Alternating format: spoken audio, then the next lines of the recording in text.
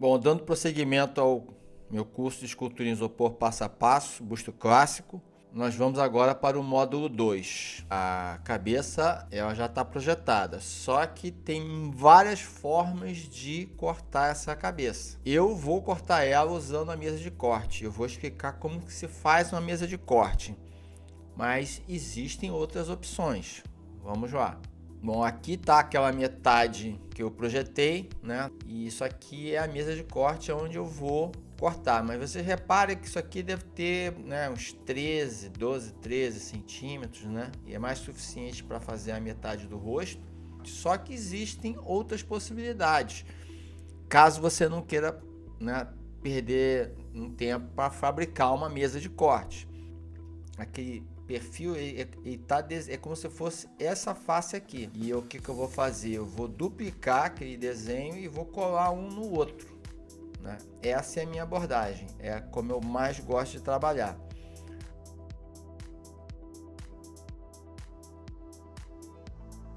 Mas você pode também pegar um bloco que caiba já a cabeça inteira e cortar direto. Isso tem uns problemas, né? Porque o primeiro grande problema é que aqui onde está, que é a face onde está projetado o meu perfil, vocês reparem que o corte aí praticamente já atinge a peça final. Você já está cortando na peça final. Ao passo que se você projetar aqui para cortar, você vai ter problemas com o fio níquel.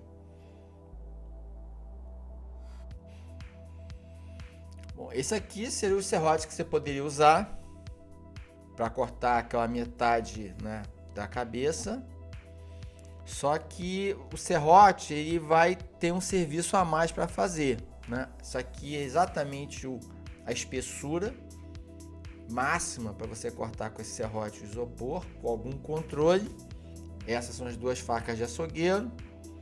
E essa faca aqui ela foi fabricada com fita de metal, de aço carbono. Praticamente ela atravessa o isopor com muita facilidade. Isso aqui são as facas e o máximo que eu considero assim que você poderia trabalhar com essas facas, ou o serrote. Vai precisar de lixa. Vocês vão ver por quê. Essas aqui são as lixas que você vai precisar no trabalho todo, mas você precisaria dessa aqui, da 36, né? Ou essas aqui também. Essa 50 aqui também vai dar para ajudar agora. Essa aqui é só para acabamento, assim. Isso aqui é a lixa montada, um pedaço de madeira. Isso aqui te permite que você produza uma superfície muito regular dessa forma. Isso aqui é mais para de modelagem da anatomia, você trabalha dessa forma. Essa daqui é um ralador que foi produzido. Isso aqui serve muito para quando for ter que trabalhar o poliuretano. Isso aqui ajuda muito, né, para tirar excesso de poliuretano, enfim, em peças maiores ou desbastar com grande velocidade. Isso aqui vai estourar o isopor inteiro. A 36 não, a 36 você passando sempre na mesma direção, como se penteasse um cabelo, você consegue uma superfície muito regular. O equipamento de proteção, né, que você vai precisar, principalmente a luva na outra mão. Essa aqui é uma faca adaptada para escultura em isopor, que eu vou explicar mais adiante. A máscara para evitar a inalação de fragmentos, enfim. Bom, como é que seria cortar um perfil se fosse usar esse serrotezinho, né? Isso aqui é exatamente a placa que eu projetei a cabeça. Isso aqui é só uma demonstração de como é que você poderia fazer sem a mesa de corte. E você teria que, né, manter esse esquadro aqui, né, para não invadir para lá. E usaria a faca para aproximar. Você vai precisar de uma lixa 36 para dar esse acabamento final. Só próximo a essa linha aqui. É aqui que é importante. Esse outro material aqui, ele não faz parte do trabalho. Mas é legal você manter um corte bem regular aqui, que isso aqui vai ajudar, porque você vai precisar desenhar aqui mais adiante. Bom, essa é a maneira que você tem de usar, de fazer o corte sem precisar, né, de fio níquel, né, de mesa de corte, de nada. Você pode fazer dessa forma aí. Bom, vamos agora ao pêndulo. O pêndulo seria você usar o fio níquel, né? fio níquel aquecido para cortar a sua cabeça. Essa aqui é a sua fonte chaveada de 12 volts, com um fio níquel de 20, número 20, 21. Quanto mais peso é melhor para maior quantidade de isopor. Aqui eu estou demonstrando como seria cortar com o pêndulo. Se você vai cortar um bloco desse tamanho aqui, né, a escultura está aqui no meio. Tá? Ela não está nessa beirada aqui de fora. Aqui. O que pode acontecer é que você pode deformar o trabalho. Tá? É possível fazer assim?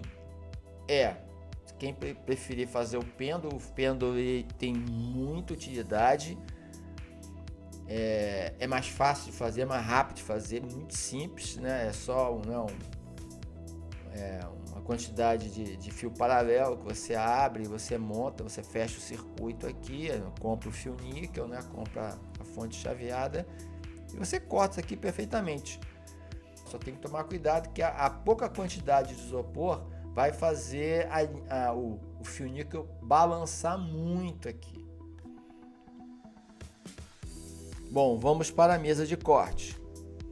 Essa é uma mesa de corte muito simples de fazer. A grande vantagem da mesa de corte é esse fio níquel esticado, né, em 90 graus aqui, né, no esquadro, e você ter controle do corte. Aqui está o esquema, tá? Muito simples de você fabricar. Fazer essa base aqui, procura uma, né, Eucatex. Você vai fazer um furo. O sistema aqui de fios para fechar o circuito com o fio níquel é exatamente o mesmo do pêndulo. É aquela mesma fonte chaveada aqui. A numeração de fio níquel que eu uso com essa fonte chaveada de 10 A 12 volts, né? Dá para cortar aqui direto, tirar a cabeça inteira de uma vez só?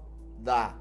Mas com certeza com a mesa de corte é muito mais seguro do que com o pêndulo, né? Mas mesmo assim, vocês têm que se lembrar que esse nariz, essa boca, que está aqui no meio do bloco, ela não está aqui nessa superfície. Por isso que eu prefiro fazer metade, né? Porque você tem controle na qualidade do corte do perfil. Na hora de cortar com a mesa de corte ou com o pêndulo, uma coisa que você tem que ter em mente é a troca de calor do fio níquel com isopor. Esse conjunto que eu dei de fio níquel 20, 21 com essa fonte de 12 volts, 10 ampere, ela dá uma temperatura muito boa para você cortar com a velocidade ideal. Porém, na hora que você vier com o fio níquel e for fazer uma curva, a minha orientação é que você dê uma parada rápida para fazer a curva e depois você segue com o seu corte. Essa parada ela vai servir para o fio níquel ficar reto, né? Para ele não criar a barriga, que a gente chama. E depois você prossegue. Agora, se você quer parar e ajeitar o bloco ou pegar uma posição melhor para continuar o trabalho, você para, afasta o fio da onde você está cortando, desliga, né? Para e desliga. Depois você liga de novo e volta para o corte. Esse controle, né, da temperatura do fio em relação à superfície do isopor é para evitar que aconteça isso aqui. Quando ela faz essa barriga aqui, né, que você puxou o bloco com muita força para cá, a projeção desse desenho do outro lado, que teria que ser essa aqui do tracejado, ela não acontece. O fio aí corta caminho, ou seja, ele ataca a sua peça e tira um pedaço da sua peça aqui. Dependendo da situação, isso pode ser um problema grave. Agora, quando eu cheguei aqui, eu resolvi que eu queria parar para me ajeitar, porque eu estava numa posição ruim, né? E olha o derretimento do isopor em torno do fio níquel quando eu parei. E é isso. Depois eu voltei, né? Retornei e prossegui com o trabalho de corte. Então eu estou primeiramente separando a cabeça que eu projetei, que eu desenhei, dessa peça de isopor maior, né? Porque aí vai ficar mais fácil de eu controlar. a partir do momento que você tem menos isopor para fazer pressão aqui nessa base aqui da mesa de corte, você vai a facilidade vai ser maior para você ter controle na hora que for tirar o perfil lá.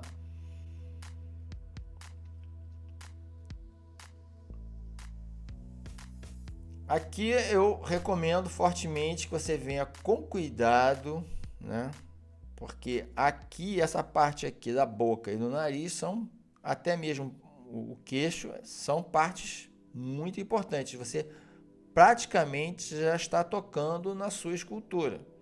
Agora eu vim por cima aqui, tirei essa mecha que não vai fazer parte. O que me interessa é a testa ficar livre para eu poder modelar o rosto com tranquilidade, né? Mechas e qualquer outros detalhes são aplicados depois, uma outra etapa do trabalho. Bom, agora eu estou aqui descendo, né, para a parte mais sensível do rosto, que é esse conjunto aqui de nariz e boca, sempre mantendo o fio níquel o mais perpendicular possível. Eu recomendo fortemente que você pratique antes de fazer a peça. Olha como é que essas marcas elas estão, tá vendo? Perpendiculares à superfície do bloco. Olha, então o meu corte está saindo muito bom. Quando há erro, esses cortes ficam assim, eles formam uma barriga assim, ó. É quando você está puxando muito forte. Não pode, tem que vir devagar. E aqui, com tranquilidade, vocês veem que eu estou eliminando esse último pedacinho de isopor aqui da boca. Você pode dar aí 1 milímetro, 2 milímetros de folga, enfim.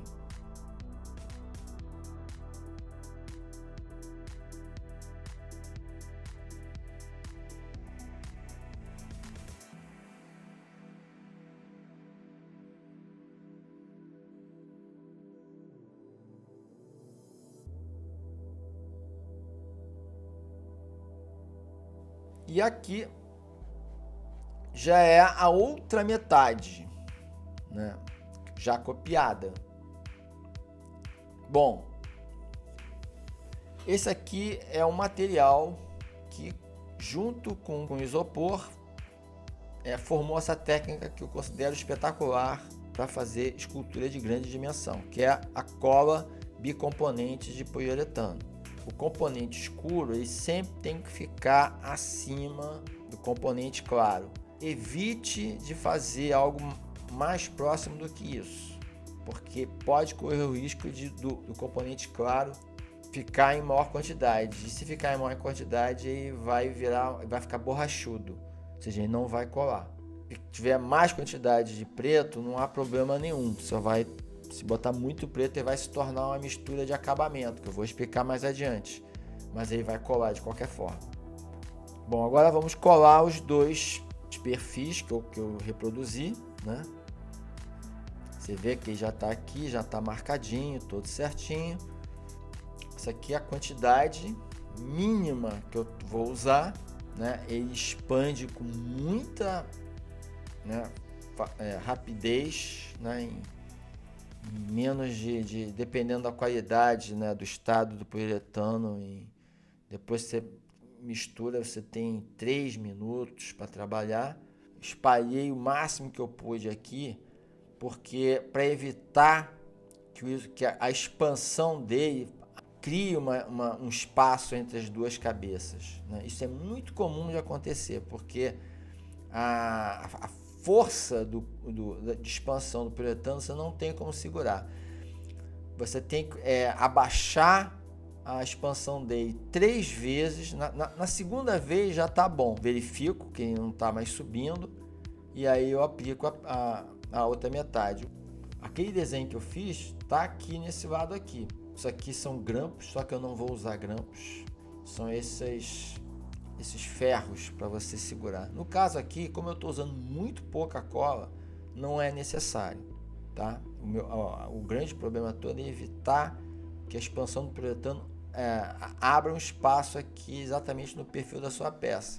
Não que isso aí vai dar problema na peça, não, mas não é legal, né? Isso aqui é uma peça de uma maior sensibilidade.